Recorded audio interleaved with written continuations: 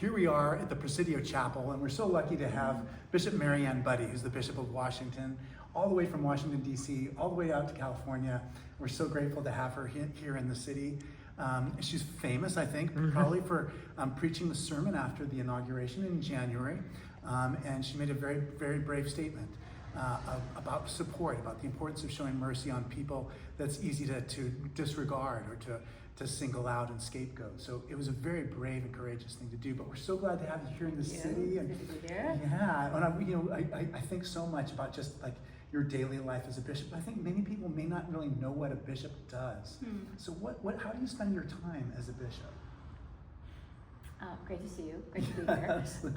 Most of my time as a bishop is in service to the 86 congregations, the schools, the clergy, and the leaders that make up the communities of the diocese. So I'm backup support, administrative support, spiritual encouragement, teaching, a little bit of crisis management, helping to raise up new leaders, but all in the service of the congregations and the communities that they serve. There's a bit of a public role as well as with any clergy person, and that gets magnified from time to time because of, like you said, because of Washington National Cathedral and its role in the city. Yeah, it's funny, even as you're speaking, I just think, and that's tens of thousands of people. Yeah. And so a lot can go wrong, and Yeah. collectively too. I can imagine like national disasters, the earthquake and the cathedral. Yeah, disasters, all kinds of things, and just the smaller realities of life. I mean, a lot of churches, it's as simple and as overwhelming as what we do when the roof caves in and we need a new roof, or what happens when the clergy person has an emergency in their own life. All those things, just sort of tending to the pastoral and communal needs of and the collective witness that we share. Yeah, I love the way that you describe too that public role. I mean, it's so important.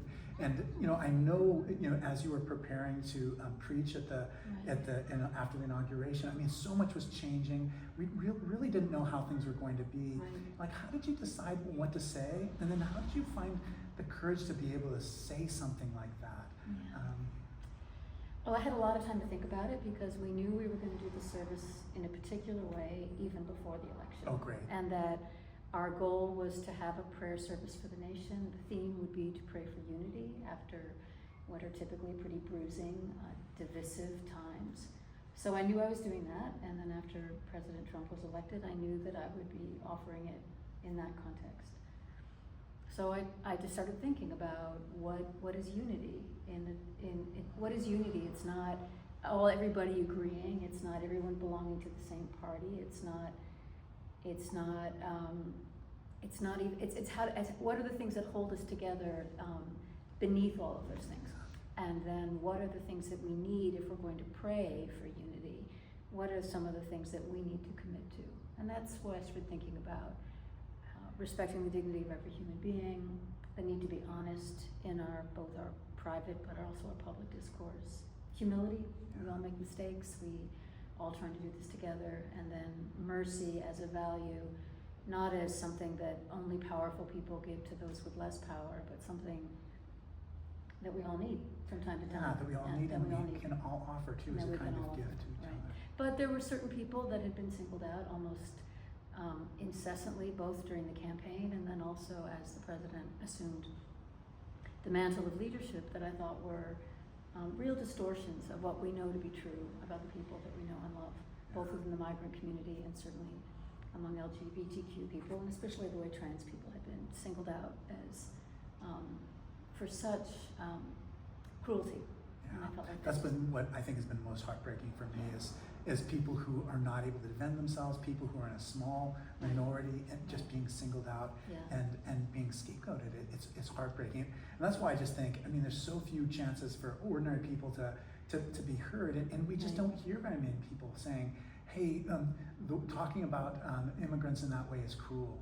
Right. It's dishonest to say that everyone who's an immigrant is a criminal. That's not true. And it was, I think that's part of what people needed, was to hear a different perspective, a different view, and to just reminded of our common humanity. But I wonder if you were surprised by the response that you got? I mean, I don't think I couldn't have predicted it. If I just saw that sermon and you showed me a video of that sermon, I wouldn't have guessed all the things that, but how was it, and what surprised you? And Well, I mean, I was nervous. There was a lot of things about that time I couldn't predict, but if someone had said to me, this is how the country is going to respond, I would never have been able to predict. It really has been both, initially there was a lot of negative criticism along with the positive gratitude. Most of that has subsided now, and people, like you said, there were still people who want to thank me for seeing them, and seeing them as the full, glorious human beings that they are. Yeah, I mean, I just feel like that's what Jesus did. I mean, I just think of that line from Luke. This man welcomes sinners and eats with them. Right, and he went around doing good. Yeah, He was just that's our model, and kindness. My heart goes out to you. I mean, I just think of all the dioceses in the country, the one that probably has the highest percentage of federal employees is probably your own diocese. Like, how has that been? I mean, to have so many thousands of people kind of had the rug pulled out under them.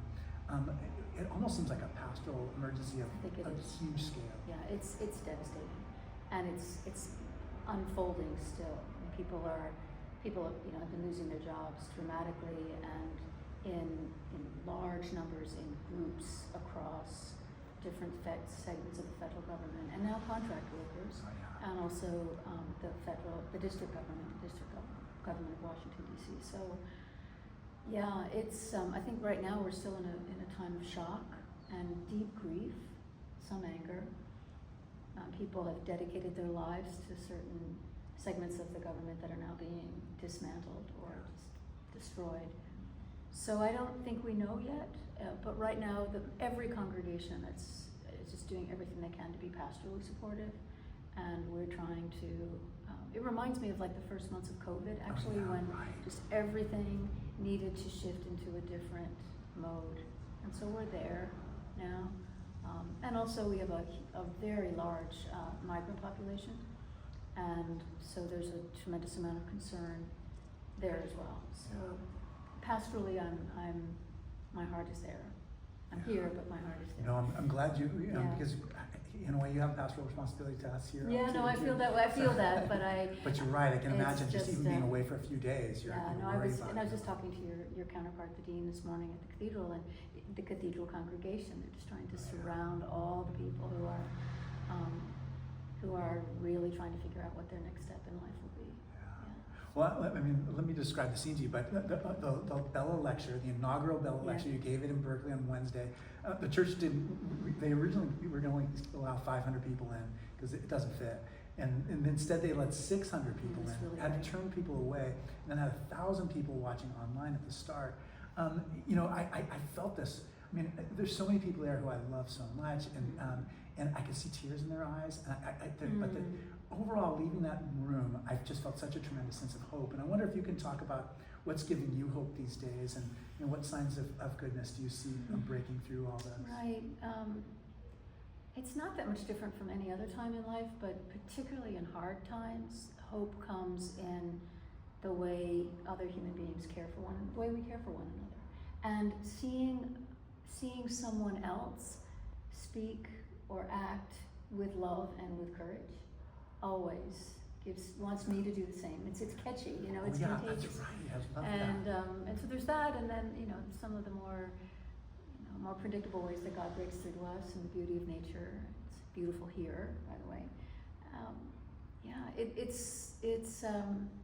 It's a practice. I think it's a spiritual practice to be a hopeful person, because it's so easy to be cynical or discouraged. I mean, you would be made of stone if you didn't feel those things, but to choose hope and to look for it. I love that, because I've heard you say a few times about how someone's courageous act, you talked about the bishop standing up for migrants from California, and I love the way that you recognize that hope is contagious. It's so and contagious. I think you are like a super spreader of hope. Well, I'm happy to do that, but I'm also gaining hope from other people. Yeah, I'm hearing your stories. Yeah, because it's something that I need to see.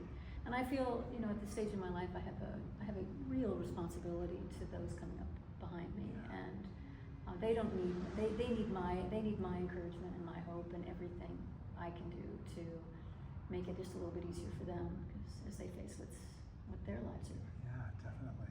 Well, we're so glad to have you. Thank and you. This is Bishop Mariann Budde from the Diocese of Washington. And my name is Malcolm Clemens Young. I'm the Dean of Grace Cathedral in San Francisco, California. Thanks for watching More Good News.